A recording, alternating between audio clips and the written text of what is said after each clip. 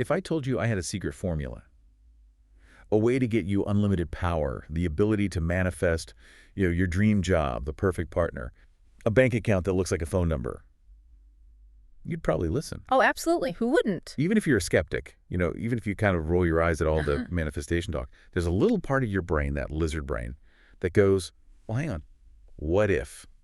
It is the hook. It's the hook that has launched 1,000 self-help books, 1 million TikTok videos. It is the foundational promise of the entire modern spiritual marketplace. Exactly. It's completely irresistible. But today, we're doing something. Well, something very different. What if I told you the secret to a meaningful life isn't about getting more power? Okay.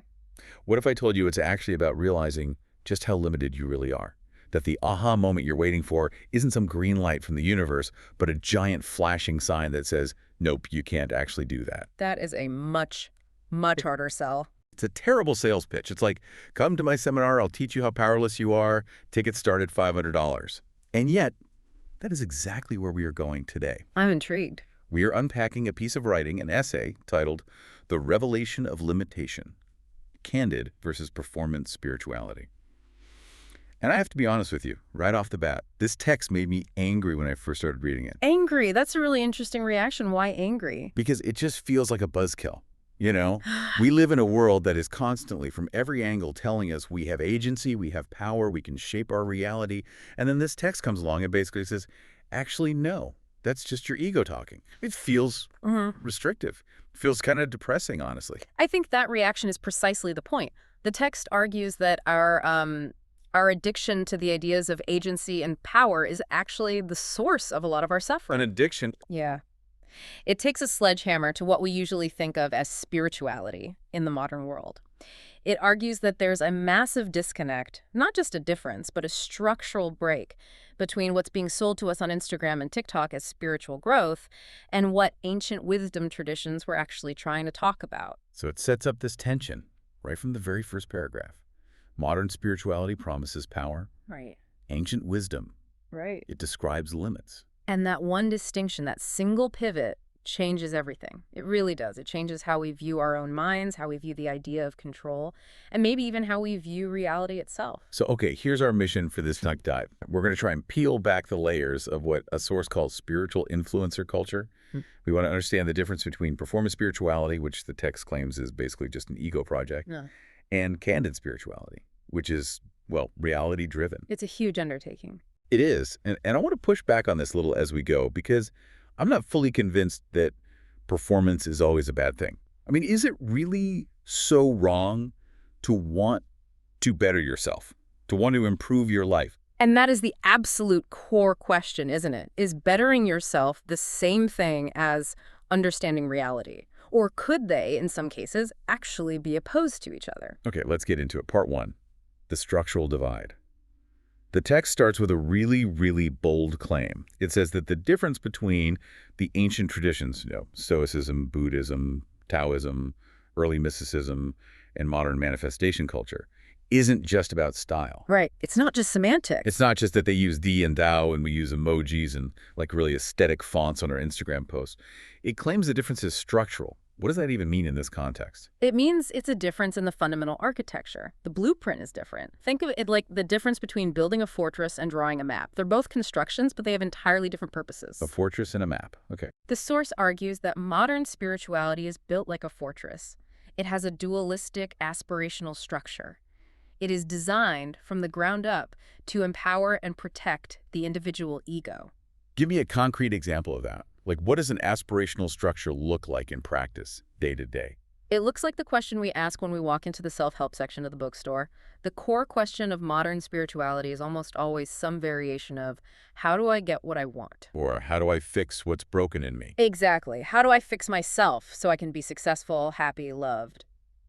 It presumes that you are the center of the universe, and the universe is kind of like a cosmic vending machine. Like that, a vending machine. If you just push the right buttons, if you meditate for exactly 20 minutes, if you visualize the check in the mail, if you say the right affirmations, the product you want will just drop out. It's transactional. It's the secret. Okay. It's change your mindset, change your life. But I have to ask again, isn't that just human nature? We want to be happy. We want things. Why is the text framing this desire as a structural flaw. Because, the source argues, the ancient wisdom traditions constitute a completely different school of thought. They're drawing the map, not building the fortress. The map, okay. So it isn't transactional, it's diagnostic. It is oriented toward perception, not toward control. Its fundamental question isn't, how do I get what I want? What is it then? It asks, how does the mind behave when it stops lying to itself? Poof. How does the mind behave when it stops lying to itself? That implies that our default state, the state I'm in right now, the state you're in, the state our listener is in, is fundamentally lying. Or at least misrepresentation. Maybe lying feels too malicious. The text says ancient traditions existed to map perception, constraint, coherence, and self-deception. They weren't trying to give you superpowers to get a promotion. They were just trying to show you the layout of the room you're already in. Exactly. They were trying to show you the walls of the maze you're stuck in, to show you where your blind spots are. So one school of thought is about, like, breaking out of the maze to get the prize at the end, and the other one is about understanding the maze so you stop bumping into the same damn wall over and over. That's a perfect way to put it. And let's dig a little deeper into that lying aspect. The text isn't saying you're a bad person, a malicious liar.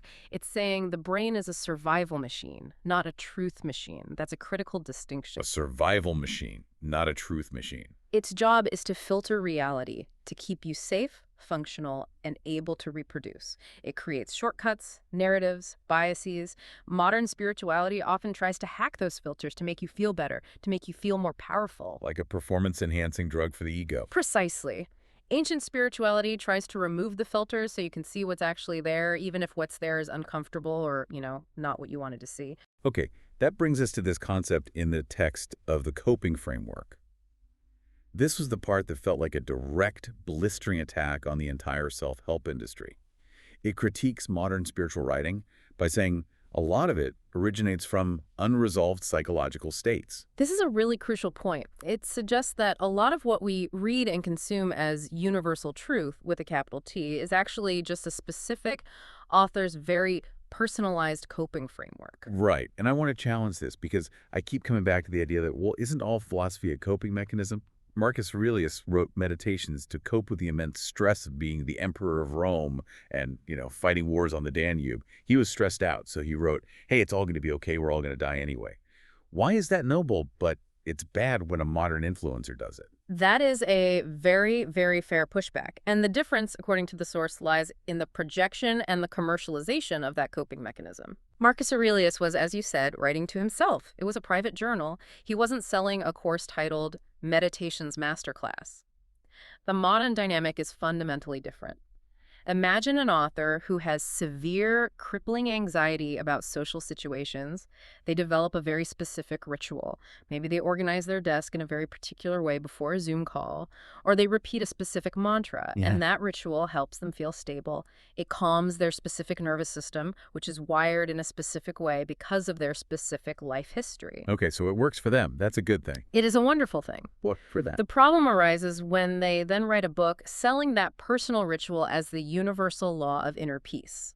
They take a specific medicine that was prescribed for their specific condition, and they market it as a general all-purpose vitamin for all of humanity. I see. So it's a diagnostic error, a category error. Exactly. The analogy of physical medicine is perfect here. Imagine you have scurvy. You have a profound vitamin C deficiency. You don't know this. You just feel awful. Then you eat a crate of oranges, and suddenly you feel amazing.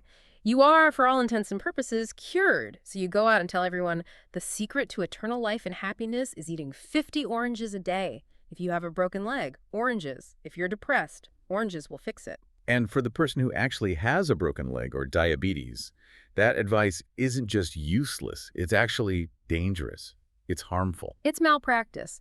But because it works so profoundly for the author genuinely believes it's a universal law. They're not necessarily trying to scam people. They're just projecting their personal solution onto everyone else's problems. The source suggests that a significant portion of the self-help aisle is essentially people selling their personal prescriptions as general vitamins. And the reader. We don't know the author's medical history. We don't know that the person writing How to Be Radically Independent and Never Need Anyone is dealing with, say, extreme attachment trauma from their childhood. So we just see the title, How to Be Independent, and we try to apply their extreme trauma-born independence to our lives, even if our actual problem is that we feel isolated and need more connection. Right. And then what happens when it doesn't work? When eating the oranges doesn't fix your broken leg, you don't blame the oranges. You don't question the guru. You blame yourself. You blame yourself. You think, I didn't eat them with enough intention. I didn't visualize the vitamin C entering my bloodstream correctly. I'm just not spiritual enough. Which just feeds the cycle of insecurity and inadequacy that the industry, frankly, relies on to sell the next book or the next course. It's a perfect self-perpetuating loop. And this is why the text calls it a structural problem. It's not just that some of the advice is bad, it's that the entire premise, the premise that I can transfer my internal resolution to you via a simple set of rules, is fundamentally flawed from the start. Let's move to part 2, because the text gets even sharper here. It talks about the pathology of performance spirituality, and it brings up this idea of appropriation and fragmentation, which feels very relevant right now. This is about how modern culture consumes those ancient ideas we mentioned earlier. The text uses this fantastic phrase, fragmented borrowings. We go into these deep, complex traditions like they're a buffet. Take a little bit of this, a little bit of that. A little bit of yoga, but not the yamas and niyamas, the ethical stuff. A little bit of Buddhist mindfulness, but we'll use it to be more productive at our corporate job. We take the aesthetic of the monk or the sage, but we strip away all the context. We want the Zen vibe for our minimalist living room, but we don't want the 20 years of sitting in silence facing a wall that actually produces a Zen mind. Exactly. We remove the why and the how. We take ideas that were originally designed to dismantle the ego, like the concept of no self in Buddhism, and we repackage them as a way to polish the ego. Right. I am so enlightened because I realized I have no self. Which is the ultimate contradiction. It's the ultimate oxymoron. Look at me. Look at how brilliantly I don't exist. It is completely absurd when you say it out loud. Yeah. But we see it everywhere. And the source points out that in the 20th century, the role of the spiritual teacher shifted in a really fundamental way. It morphed from a guide or a map maker into a public figure or an influencer. This is the guru as celebrity model. But to push back again, hasn't there always been a bit of charisma involved? I mean, the Buddha was charismatic. Jesus was charismatic. People followed them. True, but the source makes a very subtle and important distinction about where the authority comes from. In the ancient model, authority came from what it calls disciplined seeing, from the fact that the teacher had actually personally traversed the territory they were describing. They'd been through the dark woods and come out the other side. So their authority was based on experience. Direct, verifiable experience. In the modern model, the source says authority comes from narrative authority and audience recognition. Okay, break that down. Narrative authority. It means you're good at telling a story, a compelling origin story. I was broke and miserable. Then I discovered the universal quantum field, and now I'm rich and happy, and you can be too. It's a story. It might not be true, but it's a great narrative. And audience recognition is just followers, likes. Exactly. So you're not considered wise because you see reality clearly. You're considered wise because 1 million people are following you on Instagram, and you tell a really good story about how wise you are. The authority is granted by the audience, not by reality. It's about being seen as wise. It's a performance. Which is why the text calls it performance spirituality. It defines it as being authored by an ego attempting to become something. It's a project of identity construction. Identity construction. That feels so true to how social media works. But I have to be the devil's advocate one more time. Isn't sharing your journey part of how we learn and grow? If I post about my struggles with meditation or a breakthrough I had, isn't that just building community? Why is the source so cynical about this? The source isn't against community. It's against the undeclared motivation behind the sharing. It asks us to look at our own intention. Are you sharing to genuinely help someone else, or are you sharing to build and reinforce a self that is defined by being spiritual? Am I sharing to connect, or am I sharing to curate an image? Precisely. The source lists the 3 driving forces of performance spirituality as identity construction, audience cultivation, and moral positioning. Moral positioning. That's the one that really gets me. It's the subtle or not so subtle I'm more awake than you vibe. The spiritual one-upmanship. Right. And here is the paradox that the text highlights, which I think is just brilliant. This kind of spirituality speaks publicly and constantly about freedom. I am so free. I have manifested my bad wife. I am unbound. But privately, it functions as a containment structure. A containment structure? That sounds like a prison. Unwrap that for me. It is a kind of prison. It's a cage that you build around yourself, made of your own narrative. It's organized around fear, approval-seeking, and the desperate need for control. Think about the wellness influencer who has to post a picture of their perfect green smoothie and a motivational quote every single morning to maintain their engagement numbers. Right. They have to present a consistent, flawless image of wellness and positivity. They cannot have a bad day. They cannot be messy or confused or contradictory. They are tracked by the very image of freedom they are selling to their followers. That is devastatingly accurate. It's like the person who posts on social media about being unbothered every single day. Yeah. If you were truly unbothered, you wouldn't need to post about it. You wouldn't even think about it. You'd just be, I don't know, eating a sandwich, living your life. Precisely. The silence would speak for itself. Performance spirituality requires constant maintenance, constant feeding of the audience and the algorithm. Candid spirituality, which we'll get to now, requires absolutely nothing. So if that's performance spirituality, the ego, dressing up in spiritual-looking robes and doing a dance for likes, what is the alternative? Part 3 of the text takes us to the reality of candid spirituality. And I have to say, I love the word candid here. It's a very deliberate and perfect choice of word. When we say a photograph is candid, what do we mean by that? We mean it's unposed, it's not staged, it was caught in the act, it's real. And, often unflattering. Right. It's not hiding. The source says candid spirituality is not a conquest. It doesn't require a performance because it is not hiding. It has absolutely nothing to prove to anyone. The text also mentions that this type of spirituality is cumulative. This sounded almost like a science comparison to me when I read it. It is very much like science, and this is a key difference. It means it's not about one lone genius reinventing the wheel or receiving a magical divine download from the cosmos. It's the slow, painstaking work of many minds over many generations. So it's collaborative. It's collaborative, and it's disciplined by reality. It's corrected through failure. It's like a map that gets refined by thousands of different explorers over centuries. Someone goes down a path, bumps into a wall, and comes back and says, okay, everyone, mark that down. There is a wall there. Then someone else finds a river and adds that. It's a collective project of mapping what is actually there. Versus the influencer who says, I discovered the wall doesn't exist if you just believe hard enough. And then they walk face first into the wall, and then they quickly hide the bruise and post a video about how the wall was just a lesson from the universe. Exactly. But okay, let's talk about the title of the source material itself, The Revelation of Limitation. Why focus so much on limitation? This brings me back to my initial annoyance with the whole thing. Right. Why is limitation a revelation? Why isn't it just a bummer? Because we are conditioned, especially in our culture, to view limitation as a failure, as something to be overcome. But the source argues that holistic, candid spirituality does not begin with desire or intention or manifesting your dreams. It begins with the clear-eyed realization of what is structurally given and what is uncontrollable. So it starts with knowing what you can't change. It's the serenity prayer, but on steroids. It's about making a fundamental shift from trying to manifest your preferences onto reality to confronting what remains true independent of your preference. Okay, an example. Gravity. Think about gravity. You can manifest all you want. You can visualize yourself floating. You can write affirmations on your mirror about defying physics. But gravity remains true, whether you like it or not. Your preference is irrelevant to its existence. So candid spirituality is about acknowledging gravity. It's about acknowledging the gravity of the mind, its inbuilt biases and patterns, acknowledging the gravity of biology, aging, sickness, death, acknowledging the gravity of systems. The source argues that this isn't depressing, it's actually grounding.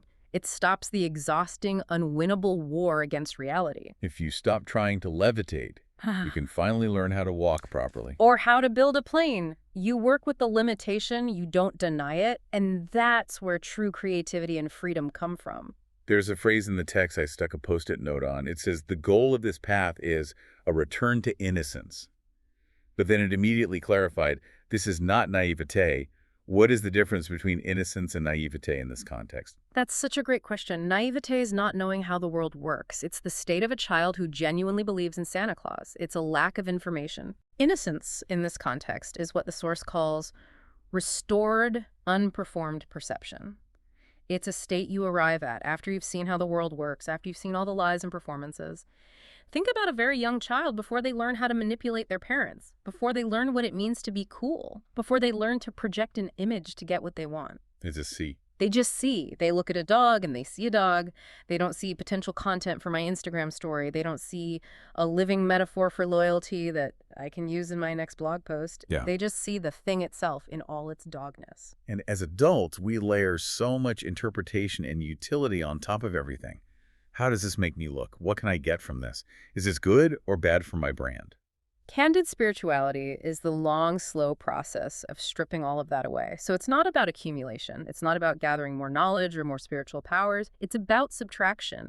It's a single revelation, a single insight that renders all your previous performances and interpretations obsolete. It's like finally taking off a really heavy, uncomfortable costume that you didn't even realize you were wearing for your entire life. And realizing you never needed it in the first place. And here is where the rubber really meets the road for me. Why do we put on the costume in the first place? Why are we so obsessed with this performance? Part 4 of the text discusses the myth of control and the science connection. It basically says we are biologically wired for this performance stuff. We absolutely are. We are pattern-seeking organisms. That is our biological hardware, honed over millions of years of evolution. We survive by finding patterns in the noise. Red berry makes me sick, blueberry tastes good. Rustle in the tall grass might mean a tiger. Right, and it's always better to see a tiger that isn't there than to miss one that is. So we are the descendants of the most paranoid pattern-seeking ancestors. That's baked into us. So it's a survival trait. It is. But modern spirituality exploits this very useful mechanism. It takes our natural impulse to find meaning and it turns it into doctrine. It tells us with absolute certainty everything happens for a reason. Or the big one, your internal states create your external outcomes. You attracted that traffic jam on the way to work because your vibration was low. Yes. Or you got fired from your job because on some subconscious level, you were blocking the flow of abundance. It's always your fault. It claims a direct causal link where there is, at best, a complex correlation, or maybe no link at all. The text argues that these claims are so attractive to us precisely because they protect the ego from confronting its actual terrifying lack of control. So even if the outcome is bad, being the cause of it is somehow better for the ego than admitting that stuff just happens and I'm a very small part of a very big system. Yes. That is a kind of tragic insight, isn't it? We would rather blame ourselves for a disaster than admit we were powerless to stop it. The ego hates randomness. It hates being small. It hates being irrelevant. It absolutely despises it. But the source points out a fascinating convergence here. It says that modern science, specifically things like systems theory and complexity theory and ancient wisdom, are actually saying the exact same thing on this structural level. And this is the control versus influence distinction, which I think is so important. It's a game changer. The text states it very clearly. Human beings do not possess control or power in the strong sense of the word. We do not command the systems we live in. We exist inside weather systems, economic systems, political systems, biological systems that are vastly more complex than our individual will. Okay, so let's really clarify this distinction. What is the difference between control and influence? Because they sound similar. Control is linear and predictable. It's a machine. I turn the thermostat dial to 70 degrees. The room becomes 70 degrees. A causes B. It's simple, direct, and repeatable. Okay, simple causality. Influence is non-linear and complex. It's a complex, adaptive system. The best analogy is a garden. A garden. You have influence over the garden.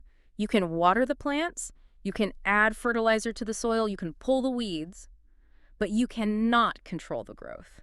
You cannot command a tomato to turn red on Tuesday at 3 p.m. You cannot stop a blight if the weather conditions are perfect for it. You are a participant in the system, not its master. And modern performance spirituality tries to treat the garden of our life like it's a thermostat on the wall. Exactly. It tries to sell you a device to control the wind. Candid Spirituality teaches you how to build a better sail and how to read the weather. That is such a crucial difference. Yeah. Because if you think you control the wind and a hurricane comes, you blame yourself. Ah. I didn't visualize calm seas hard enough. My manifestation power is broken. And you go crazy trying to fix your internal state to change the actual weather map. It's a form of madness. Admitting you only have influence is actually a massive, massive relief. It lets you off the hook for having to be God. I can literally hear the collective sigh of relief from our listeners right now. You don't have to be God. You just have to sail your boat as best you can. That's the work. But this leads us to a really, really controversial part of the outline, part 5. Human progress versus historical reality. Yes. This is where the source really challenges our most basic assumptions about our place in time. We are taught from kindergarten that history is an upward slope, a line of progress. We used to be dumb and live in caves, and we figured some stuff out. Now we have iPhones and democracy and space travel, so therefore we are smarter and better and more evolved. The text says, maybe not. The text argues that we are making a fundamental mistake. We are confusing technological advancement with psychological or social advancement. It puts forward the provocative idea that we might have actually regressed in terms of our ability to maintain social coherence. And it uses ancient Egypt as the prime example. Now, wait a minute. When I hear ancient Egypt, I think pyramids, which are amazing, but I also think slavery and an authoritarian pharaoh. Are we really saying they were better than us? The source is very careful here. It isn't arguing they were better in a modern moral sense. It's arguing they were more coherent and stable. The text points out that Egyptian civilization sustained itself in a recognizable form for millennia. Think about that. By the time biblical history starts being written down, Egypt is already considered ancient. They maintained a level of social and psychological stability that is just mind-boggling compared to us. We can barely keep a government running for 200 years without some kind of major constitutional crisis. We feel like we're constantly on the verge of collapse. Right. And the source argues that that kind of continuity, that multimillennial stability, isn't just an accident of geography or luck. It reflects a level of internal and external organization, a psychological technology that we have lost. Then what was that technology? They had a concept at the very center of their entire civilization called mat. It's a complex word, but it means something like truth, balance, order, justice, cosmic law. Their entire society, their religion, their politics, their art, was structured around the project of aligning human life with ma'at, with the inherent limits of reality. Whereas our society is structured around what? Growth, disruption, breaking limits. Exactly. Our organizing principle is more. Infinite growth on a finite planet. Egypt's organizing principle was balance, the maintenance of the cosmic cycle. The source suggests that our modern obsession with breaking limits and manifesting more is actually a symptom of our regression. We have lost the ability to live within the structure of reality, so we try desperately to dominate it. So we have better hardware, we have better tools, better medicine, faster computers, but our software, our basic psychological operating system, has crashed and is full of bugs. We are, in a sense, like toddlers who have been given the keys to a nuclear power plant. We have a technological power of gods, but the emotional maturity of an ego that just wants what it wants right now. That is a genuinely terrifying thought. But we connect right back to the spirituality piece. If we are regressing, then these modern spiritual hacks, manifestation, law of attraction, are basically just the toddler screaming and trying to will more candy into existence. While the ancient wisdom, the revelation of limitation, is the adult in the room gently saying, you can't eat candy for every meal, and now it's time to go to sleep. And nobody wants to listen to the adult. The toddler certainly doesn't. Because the adult isn't promising power or candy, the adult is promising sanity. And sanity is a much harder sell. Okay, so if we accept all this, that we have limits, that we are constantly performing, that we aren't as advanced as we think we are, how do we actually navigate this? Where do we go from here? Part 6 deals with navigating the path. And the very first warning the source gives is, there is no single spiritual path. Which again is just terrible for business. You can't franchise. It depends. You can't sell a 10-step online course called Figure It Out for Yourself. Laughs. Yes. No, you absolutely cannot. The path is personal, it is non-linear, and it is, quote, resistant to standardization. The source is very clear. If someone is selling you a standard, one-size-fits-all system that works for everyone, they are selling you performance spirituality. Why? Because reality doesn't standardize. Your mind is a unique landscape. It's a specific combination of genetics, trauma, biases, cultural conditioning, specific patterns. A map of my mind is not going to help you navigate yours. So the map has to be drawn by the walker. You have to draw it yourself as you go. Precisely. And this leads to the final crucial concept of application. The text says that once a revelation happens, once you truly see a limit, once you see one of your own performances for what it is, the work shifts. It stops being about searching for more answers, reading more books, going to more workshops. It stops being about input. Yes. It stops being about accumulation. It becomes about living. Living in alignment with what has now been seen. Right. And the text describes this work with a beautiful, simple phrase, stopping the misrepresentation of the mind. I love that phrase so much. It's not become a better person. It's not purifying your soul. It's just stop lying. Stop lying to yourself about your motives. Stop lying to yourself about how much control you have. Stop lying to yourself about your fear. If you just stop the active process of misrepresentation, what's left behind is reality. And reality, the source implies, is actually enough. It doesn't need to be dressed up or photoshopped. It goes right back to that idea of innocence. Yeah. Seeing things as they are without the filter of what you want them to be. But let's be real, this is incredibly hard. It's so much easier to buy the new crystal or do the 10-minute guided chant than it is to sit quietly and watch your own mind deceive you in real time. It requires a level of moment-to-moment vigilance that is, it was not flashy, it's not glamorous. You can't really post a selfie of yourself in the act of not lying to yourself. From the outside, it looks like absolutely nothing. And that right there is the hallmark of candid spirituality. It doesn't care what it looks like from the outside. And that's probably why it's so rare. Because at our core, we are social animals who desperately want to be seen, to be approved of, to consciously choose to be unseen but real. That is a truly radical act in the modern world. Wow. Okay, let's try to wrap our heads around all of this with a summary. We've covered a lot of ground here, and I feel like my brain has been stretched in a few different directions. You definitely have. So at the highest level, we have these two schools of thought. The school of getting what you want, that's modern performance spirituality. It's all about the ego, the audience, the narrative, and the illusion of total control. It takes personal coping frameworks and sells them as universal truths. And then you have the school of seeing what is true. That's ancient, candid spirituality. It's about accepting limits, carefully mapping reality, and giving up the performance. It's about understanding the crucial difference between control and influence.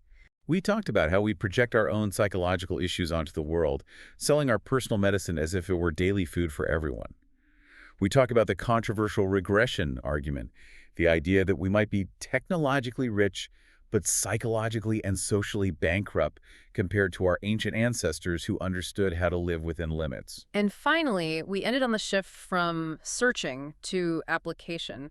That the real work isn't about finding more answers, but about living in accordance with the truth you've already seen. The work is simply to stop lying. It really is a relief, though. I have to say, despite my initial anger at the text, I feel lighter now. I don't have to be in charge of manifesting the weather. I just have to remember to bring an umbrella. Exactly. Bring an umbrella, and maybe, eventually, you realize that getting a little wet isn't the end of the world either. As we close out, I want to leave our listener, and you and myself, really, with a final thought that's derived from this text. It's a question that's been bouncing around in my head ever since I first read that section on performance. And I want to ask everyone listening to really sit with this. Don't just nod along and move on. Go for it. If you stripped away the audience completely, if you took away social media, your job title, the stories you tell at dinner parties, if you removed the need for your life to mean something specific or to look a certain way to other people, what part of your current worldview, your current spiritual practice, would actually remain? How much of what we do every single day is just a containment structure we built for our own fear? That is the question. And I think if we're brave enough to really sit with it, the silence that follows that question might just be the start of something genuinely candid. Thanks for diving deep with us today. It's always a pleasure. We'll see you next time.